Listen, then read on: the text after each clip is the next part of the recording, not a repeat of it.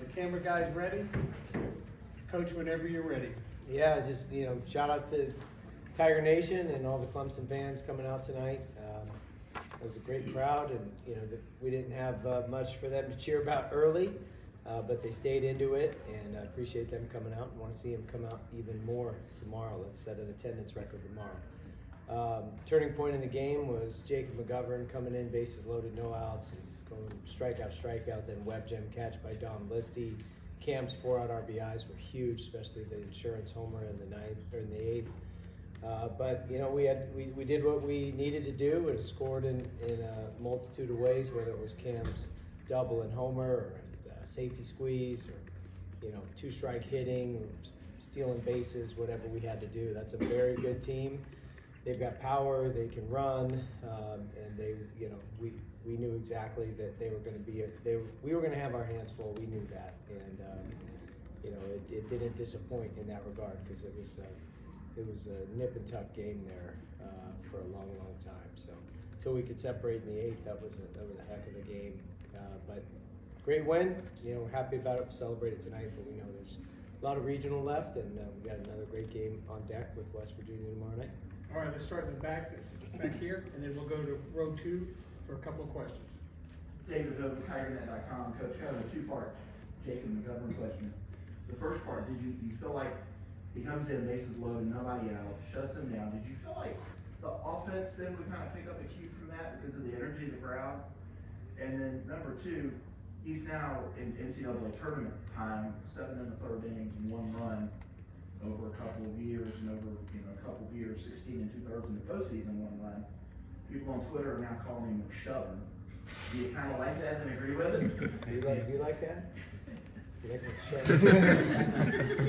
Yeah, I'd say that's a well-earned name, and yeah, the offense I think could exhale a little bit, and it's kind of like one of those moments. All right, enough's enough.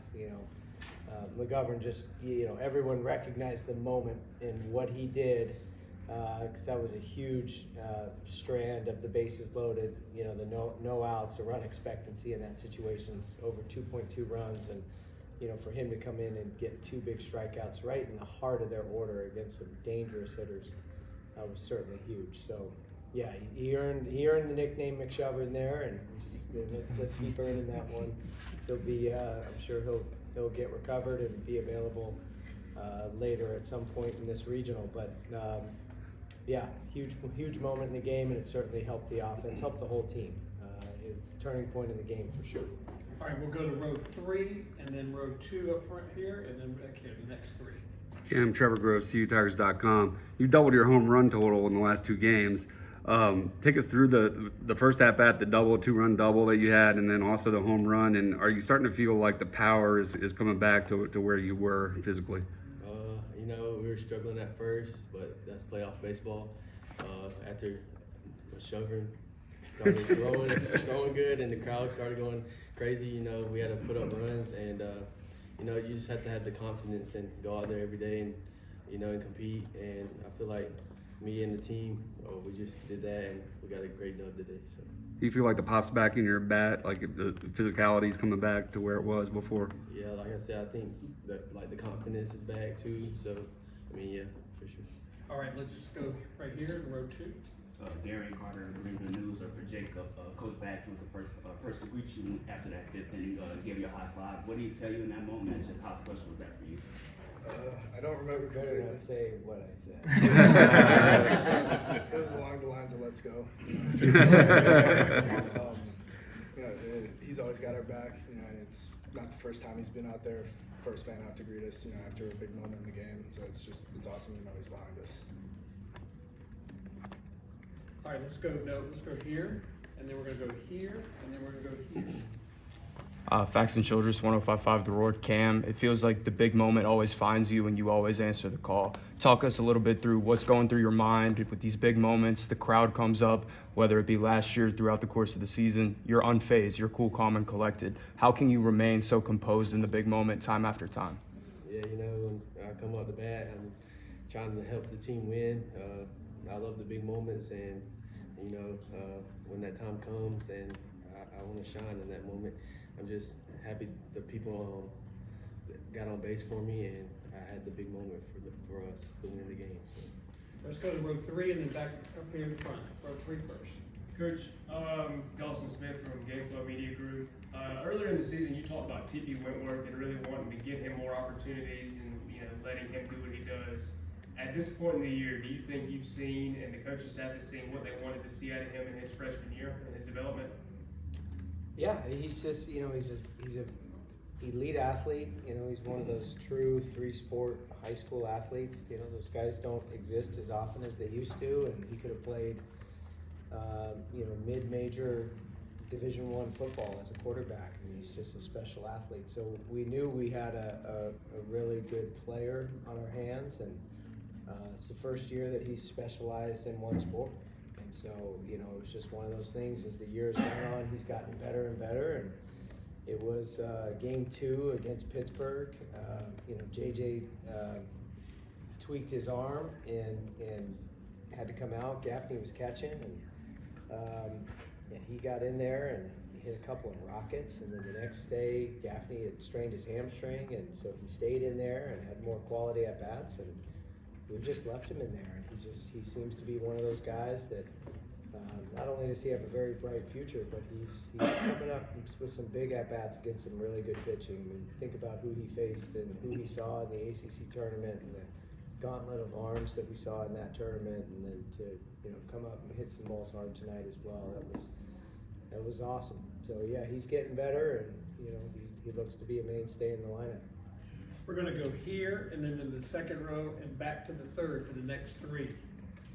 Will Vanderbilt, Clemson Insider. Jacob, I wanted to ask you, what was your thought process going into that situation when the bases are juiced and no outs? And then also, kind of follow up to that, just what's been different for you the last couple of weeks where everything seems to be going pretty good for you?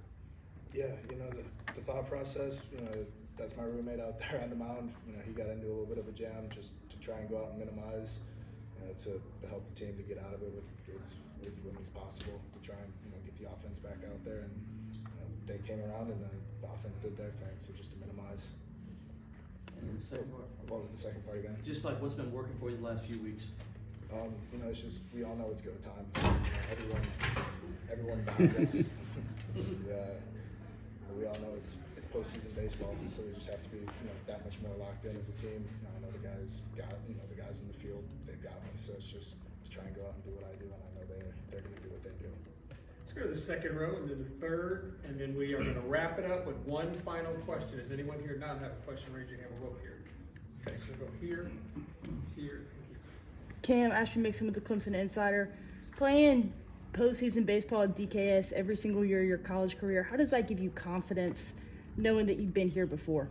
Yeah, we've been here for the past 3 years. The fans, they're one in a lifetime. Just happy to be at Clemson. I got to play Caden Grice and Cooper Ingle my freshman year, and it was a great experience. Last year, I got to play with Alden Mathis, Jacob Hinderleiter, Jimmy Overtop, and this year we got to play with new guys, and I'm just happy to be here, and the fans is the most exciting part of the tournament. So. Let's go back here, and then we'll wrap it up front. All right, 2-part question here. Chris Hamby with CUTigers.com. Coach Bakich, first for you. We met with you right after the Duke series by yourself in a meeting, and you talked about this team having their back against the wall, and you like that mentality there, come out fighting. And you talked about how we asked the question, what was it going to take to get this team, the ship righted? And you talked about meeting with them individually and breaking down everything. What was that mentality like with the team in those meeting likes? And then for Cam and Jacob, was there anything about you guys that you discovered new during that time? Yeah, so when you're struggling, at any point, and this isn't just baseball, but at any point, this simplification is needed. You just got to simplify, and especially for a sport like baseball, we were going through it for 3 weeks, and obviously it lasted longer than anyone wanted it to. So we needed to make some adjustments. So it was more a meeting of, with kind of the critical mass of the guys who are playing the most of, what's the strength, your best strength, and how are you going to maintain it? Because that's it's very important that we maintain our strengths instead of just focusing all the energy on improving weaknesses. And so it was what's everybody's number one strength they're gonna stick with. And then if there was one thing, you're not trying to get 10, 15, 20% gains right now. It's just maybe you can find a 1% improvement. So if there was one adjustment to be made, one thing, then what's the process for how we're going to improve that? And there were guys that a little thing kind of unlocked them. Like Andrew Chufo's a great example. He had very high hands and a very big leg kick, and it wasn't. We felt like him simplifying his stance and his swing, and he lowered his hands a bit, and he went to more of a no stride, and he had an awesome ACC tournament. He had some big at-bats tonight too.